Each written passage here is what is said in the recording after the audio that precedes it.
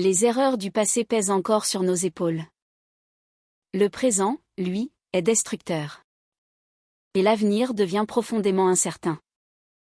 Dans la forêt de Montmorency, l'argument avancé est connu: autrefois, on a planté massivement du châtaignier, créant une monoculture vulnérable.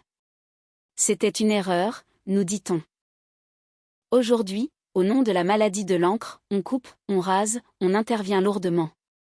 On présente cela comme une nécessité sanitaire, presque comme une évidence technique. Mais ce dont on parle beaucoup moins, c'est du sol. Du tassement causé par les engins forestiers. Du ruissellement accru des eaux de pluie. De l'érosion qui emporte les couches fertiles. De la destruction silencieuse de la vie souterraine. On ne laboure pas une forêt comme on laboure un champ. Une forêt n'est pas une parcelle agricole que l'on retourne, que l'on exploite mécaniquement avant de recommencer un cycle court. Une forêt, c'est un écosystème complexe, un équilibre fragile construit sur le temps long. C'est un sol vivant, riche d'humus, de micro-organismes, de réseaux racinaires et fongiques, patiemment façonnés pendant des décennies, parfois des siècles. Lorsque ce sol est compacté, lessivé, appauvri, la régénération naturelle devient difficile. Les jeunes pousses peinent à s'installer.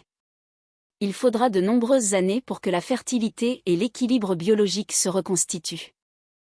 Par ailleurs, les autorités mettent en avant le fait que la surface forestière aurait globalement augmenté ces dernières années. Les cartes officielles semblent rassurantes. Mais ces cartes décrivent le passé. Elles ne disent rien de la qualité écologique réelle, ni de ce que deviendront ces espaces. La carte de l'avenir, si nous continuons ainsi, pourrait bien afficher un tout autre record. Record de perte de biodiversité. Record d'appauvrissement des sols.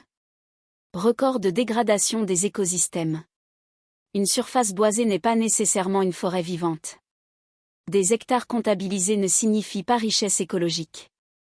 N'attendons pas de constater l'irréversible pour agir. Anticiper, c'est protéger. Protéger les sols, c'est protéger la forêt.